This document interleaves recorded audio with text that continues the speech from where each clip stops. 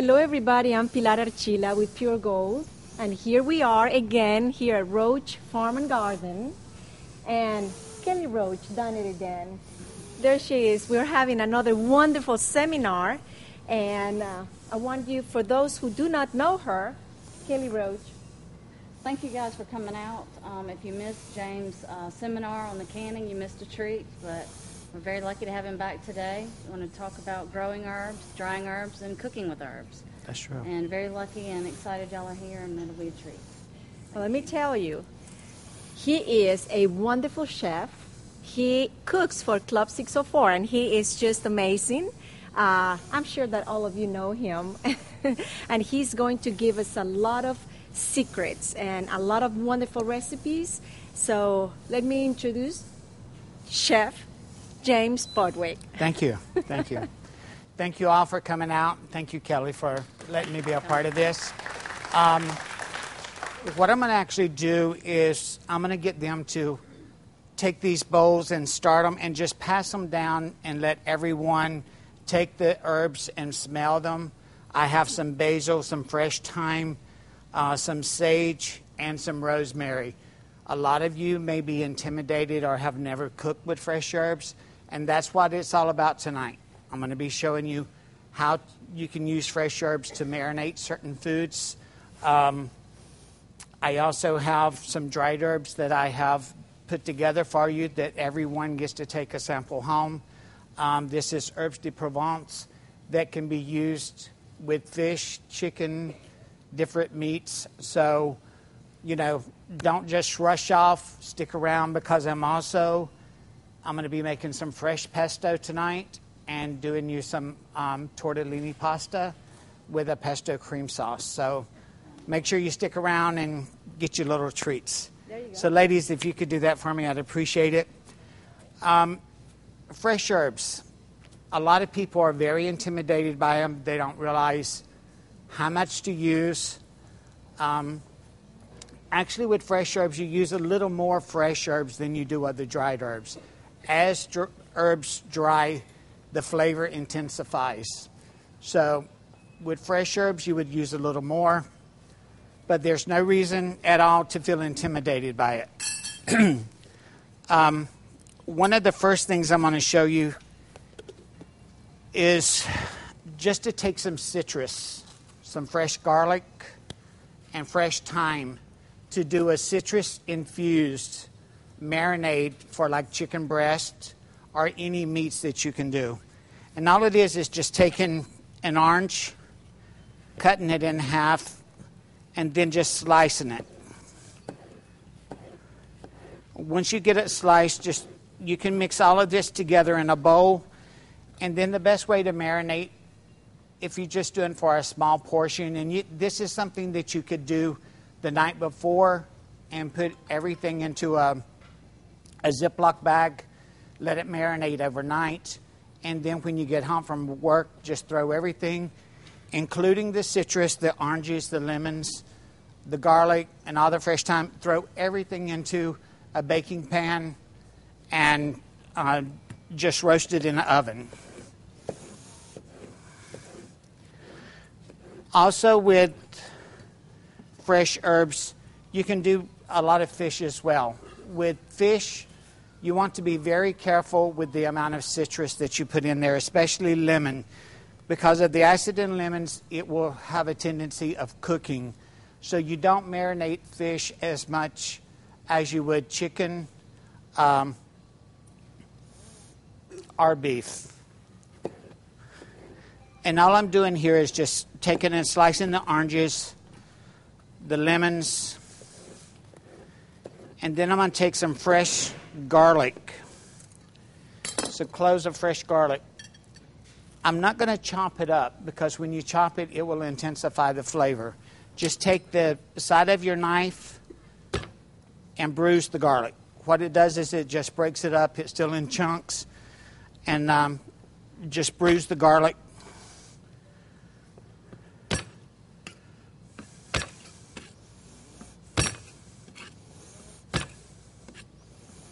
It's a very easy process. And then what you want to do, is take some extra virgin olive oil. And then just mix this all together. Put it in a Ziploc bag. Put your chicken in or your beef in. Let it marinate. And I just squeeze the bag and really just get the juices all mixed in there together. You can also just take a vegetable peeler if you don't want to put the whole oranges in, and just take strips of your zest. And then what you want to do is just take your knife and just do a quick cut. One of the things, and this will be in a later class that I do, is I want to give the basic knife skills. So you know how to hold your fingers the right way so you don't cut yourself. But you can use all that citrus, the orange peel and everything. Bake that in with your foods. There's no reason to take it out of the marinade. Just bake it and it'll give it much more flavor. One of the things with fish, you could use cilantro, scallions, fresh ginger, lemons, some limes would be good for your fish dishes.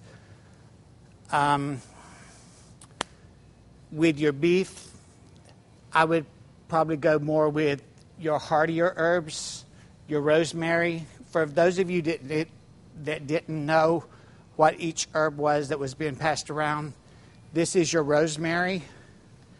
It is has a wonderful earthy flavor. It can be used in a lot of marinades. You have your fresh basil, and I'm actually going to put together some fresh pesto for you in a few minutes and show you how that is used. You got your fresh parsley, fresh sage. Sage is actually very wonderful. You can use it. Just take the leaves of it, take them and pinch them off. Put that in a little bit of butter in a saute pan and make what's called a burnt sage butter with it. And it's really nice over ravioli. So if you want to do a nice simple pasta dish, some fresh sage, butter, little olive oil, and your cooked raviolis, absolutely wonderful. Here, when growing herbs, a lot of people say, well, at the end of summer, what do I do with them? What I've done here is this is a method you can use to dry your fresh herbs. It takes anywhere from a week to 3 weeks for them to dry out properly. Once they have dried out, you can pack them individually or mix together, make a nice blend, and do something like the herbes de Provence. Another thing that is very popular that people are doing is taking your fresh herbs, just simple like this, cleaning them off the stems, putting them in a small container, or you can get the small ice trays, the rubber ice trays. A lot of recipes call for fresh herbs, which is hard to get in the winter months. But if you will take approximately a tablespoon, put them in an ice tray or a small container like this, cover it with olive oil, freeze it. So whenever you need fresh herbs, just take them out of the freezer and you're good to go. It's a neat trick. One of my sisters out there, Lark, there you are, she has fell in love with pesto. I mean, she will eat pesto pretty much on anything. And so she actually called me up a couple of weeks ago and wanted me to walk her through it. I said, better yet, let me come show you. And that's what I'm going to do now, is I'm going to show you how to take fresh basil, and you can make pesto. Basil pesto is, you can freeze it like this, have it all year round. It's wonderful. All you have to do is cook your pasta, take this out of the freezer, mix it with your pasta and a little bit of Parmesan cheese, and you have a wonderful pesto pasta. Also, basil. You can take a small amount of this, throw it into a pot of soup. Instant flavor. Wonderful. I mean, so all of these herbs that you grow during the summer, there's no reason to let them go bad. Dry them or make a nice pesto out of it. Put them to use. Brenda, I'm going to call you up. She's going to be heating up some sauces here. And then I'm going to give you guys a chance to taste some of this pesto that I'm about to make. The great thing about using your own herbs and making your own pestos is when you make your own pesto, you know exactly what is going into it. So many people have gotten away from canning, from growing their own vegetables, and putting up their own food. And I hate to say this, but if you look at the society of America today and the health problems that we are having, we have to question what's actually going on. What are they putting in our foods? We have a tendency of taking the easy way out because it's quicker to run by a McDonald's or a Burger King or some of these other places. I'm not saying that I don't visit them, but it's far and few between. But if you know, if you cook with the fresh ingredients, my whole thing, and actually this is the owner here, Miss Ellen of 604. When they interviewed me for the job there, I told them the only way that I would take that job is if they would allow me to change the restaurant and go totally fresh. And to me, that's what it's all about, is knowing what you are putting into your body. Yes, I'm a big guy and I love to eat, but we all do. But fresh ingredients, or canning your own foods, doing your own jams. You can do a lot, and that was my last seminar, but I'll throw this in there. Making your own jams and jellies. You don't have to fill it with a ton of sugar. Take the natural berries, cook it down so that the berries themselves is the natural sweetness that comes through.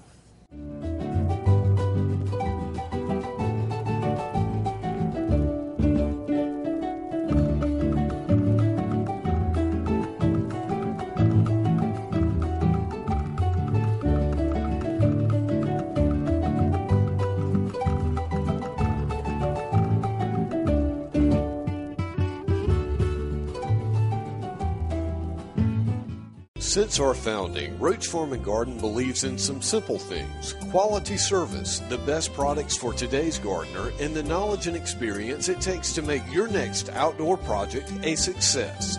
When you shop with us, we put you first. We guarantee excellence from our team and the best shopping experience. At Roach Farm and Garden, our heritage continues.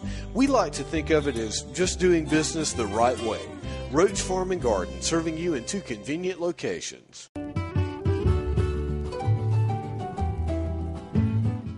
And all of these ingredients, this stuff is really easy to do. And you will see with the pesto, you don't need a lot of it, but you can pack it. Let me have a little more. you can pack it and freeze it and take it out and use it. And it is really a great thing to have. You can do your fresh thyme, all your fresh herbs, pack them in olive oil, freeze them in ice trays, and then just pop them in a Ziploc bag. This way you will have fresh herbs all year round. At the grocery store in the winter months, fresh herbs some are very hard to get, but also some are very expensive. You can buy plants here in the spring. I have a total herb garden around my pump house at home. I have spearmint. I have a couple of different kinds of sage, curly parsley, flatleaf parsley, a couple of different kinds of oregano, a couple of kinds of rosemary. I have a ton of fresh lavender. Another good thing for the ones that wasn't here at my last seminar, if you love lavender and the smell of lavender, plant it in your garden. It'll keep all your animals away. So it's a good thing to have. And there's a lot of things you can do with lavender. I do lavender shortbread cookies out of for you ladies, for a nice little Christmas gift. You can take the lavender buds, the lavender flowers, do a little sachet to go in your garment drawer. I mean, there's actually a ton of things that you can do with all these fresh herbs. With making a fresh pesto. And this is really, I mean, it is very simple, very easy to do. Throw you some fresh basil leaves in. Garlic, it's according to how well you love garlic. I love garlic. I mean, I think when you have pesto, you need to be able to taste it. So as you can see, I'm doing a little generous on the garlic. And going back for seconds. Pine nuts. The flavor of pine nuts is amazing in this. Also, if you don't have pine nuts or can't get pine nuts, use toasted walnuts. It's just as good. And then again, Parmesan cheese. Ladies and gentlemen, this is not your Kraft Parmesan cheese. Spend a little money, get a good Parmesan cheese. It makes a world of difference.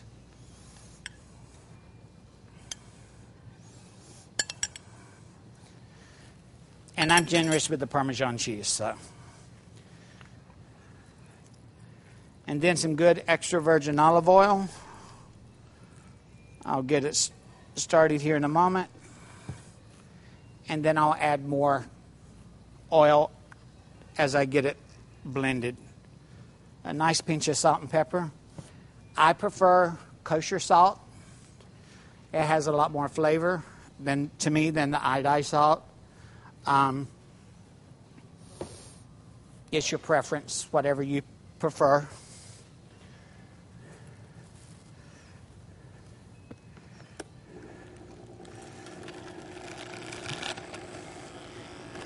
Then it's just a matter of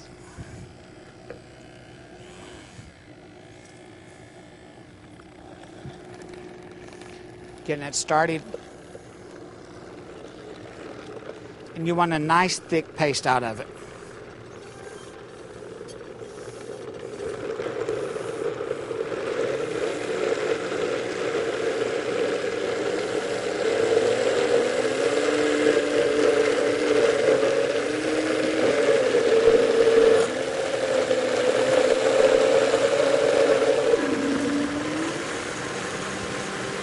That's how quick it is to make a nice pesto.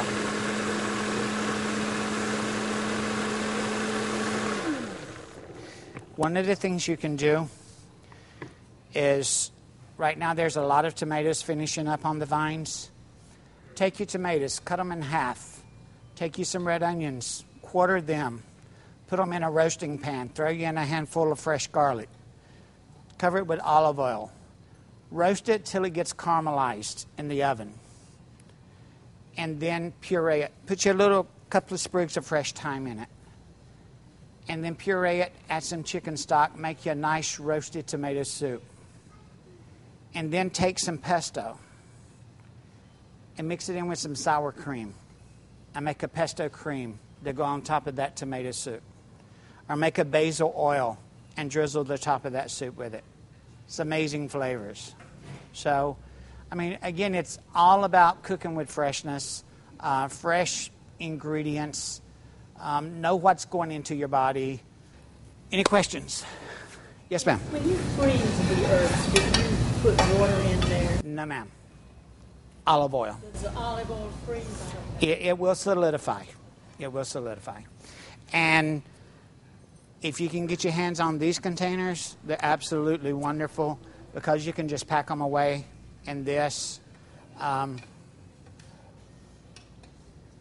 I'm picking on her because one of her friends came over and she really didn't want to share her pesto with her. I'll say that.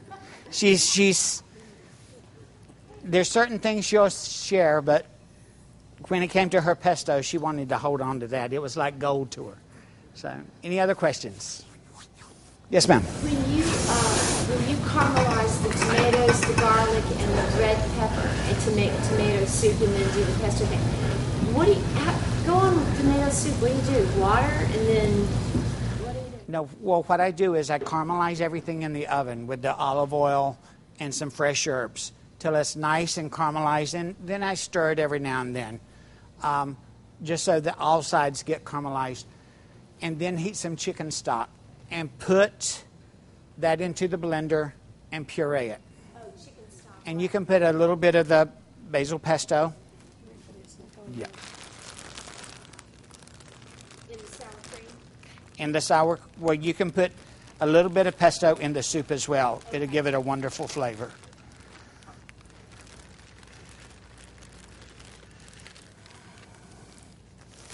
There's a garbage can right there. The other thing that I did a couple of weeks ago, because I had an abundance of fresh vegetables and fresh eggplant, zucchini, yellow squash, red and yellow peppers, I made what was called a caponata. And it's a matter of just taking zucchini, yellow squash, red onions, eggplant, any vegetable that you can get your hands on, dicing it all up, putting it in a large roasting pan, put some fresh herbs in there, and olive oil. And just continue, and lots of fresh tomato. That's the part I left out. Lots of fresh tomato. And just continue to roast it. And all these vegetables just marry together. And it is a wonderful, wonderful dish. You can serve it as a side dish. I actually canned 20-something jars of it. It's really easy to can. This way you have it. You can serve it on a what I call a crostini. It's a piece of baguette that is brushed with olive oil with a little bit of herbes de Provence, and it's toasted in the oven with a little bit of this fresh vegetable on it. You can put a little bit of goat cheese on it if you like goat cheese, or other cheese if you want. It is absolutely wonderful. It is pretty much the same with ratatouille. Everything is usually sautéed. This is just a easier way, so you don't have to stand there at the stove and constantly.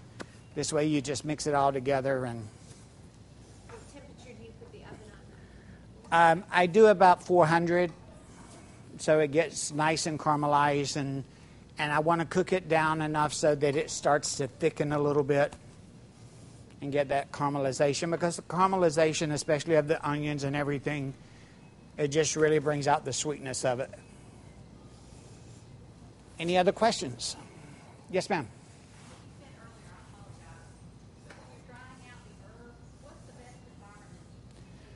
With drying out herbs, a cool, dark place. is the best place to do it. Not excessive heat, excessive light. A nice, cool, dark place is the best way. If you have something like this, just put a towel underneath because some leaves will fall. Don't waste them. Put them all together, and then you can do your mixed herbs out of that.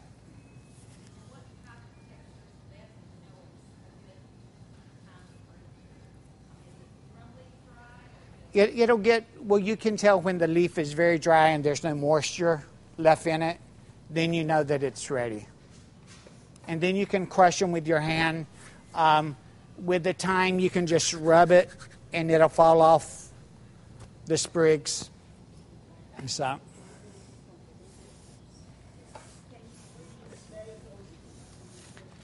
Freeze. If you're making a pesto, you can. You can do what's called a chiffonade of basil, which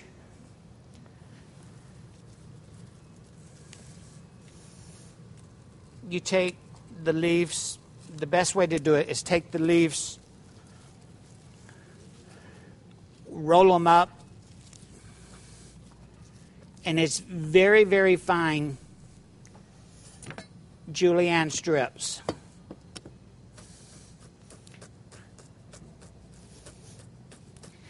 Take that and you can put it in a container, cover it with oil. You could use it that way. But if a recipe calls for fresh basil, like if you're making a bruschetta, something like that, it's not going to, it will turn, you can cook with it, but to have it as a fresh green basil, it's going to turn dark on you from the freezer. But you could use it like that for soups and things. What kind of basil is that? This is a sweet basil. Also in my garden at home, I have what's called a purple basil and also a Thai basil. There's one basil that has a rounded looking leaf. Mm-hmm. Is it lemon? There's a lemon basil. There's actually, when you get into the basil family, there's a lot of them. So, yes. Secret to growing cilantro in this area? I've grown all the other herbs, but I just don't have any success. I've actually had problems this year with my cilantro. Last year I had no problem with it, but this year I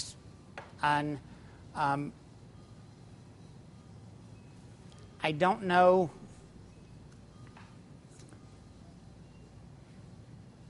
If it was the plants that I got. I know that there was, and I'll be the first to say I didn't get those plants from here. But some of my plants that I got from another place, I did have problems with. And it wasn't only the cilantro. There was some of the other plants I had problems with. Cilantro likes cool weather. It does. Cilantro's not good for hot weather. Right. So you need to have it in a place Where it shades. a little. Well, it can be a little bit shade, but the thing is you can grow it early spring before it gets too hot. But once it gets too hot, it goes down.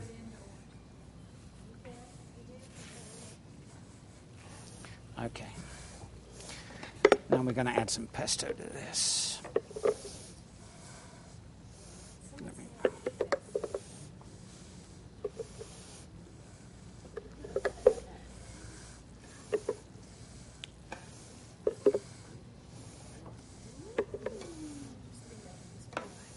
Let's do one. Okay. What I'm going to do, if everybody's finished with the questions, I want all of you to come up. Each of you, be sure and take one of these. Yes, ma'am. Pesto? Well, if you don't eat it every day, you can keep it up to a year in the freezer. Yeah. That's what I do is I do it in containers like this.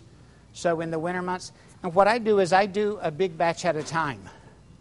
You know, I'll usually do up a whole blender, and I'll do 20 or 30, of them at a time, freeze them, and then that way whenever you want them, they're there. But I would do all my other herbs the same way. Do some fresh thyme, some fresh rosemary, and then that way you have them available and ready all year round. You just reach into the freezer and get it. If you're making a big pot of soup, just pull it and use it.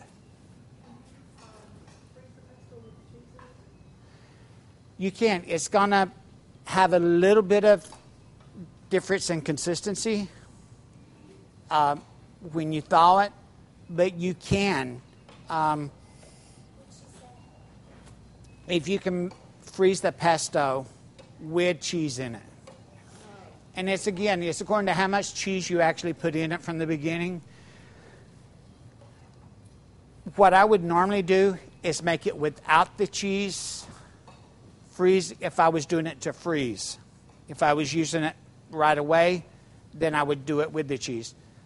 But if I was doing it to freeze, do it without the cheese, freeze it, and then when you make a nice pasta salad or whatever, then you just add you some fresh grated Parmesan. Yes? When you harvest chives, Mm-hmm. I'm kind of getting crazy with it. So what do? Just clip on into it on the outer side or the inside or what? Well, you can, with chives, you can actually, whichever ones you want to do first, but just clip from the bottom. Yeah. From the outside, it doesn't matter? It doesn't matter. Okay. It really doesn't matter. Okay. And these are good. Okay. Thank you all for coming out. I hope you will stick around and give this a try and enjoy it. And I'm sure we'll be doing another seminar very soon.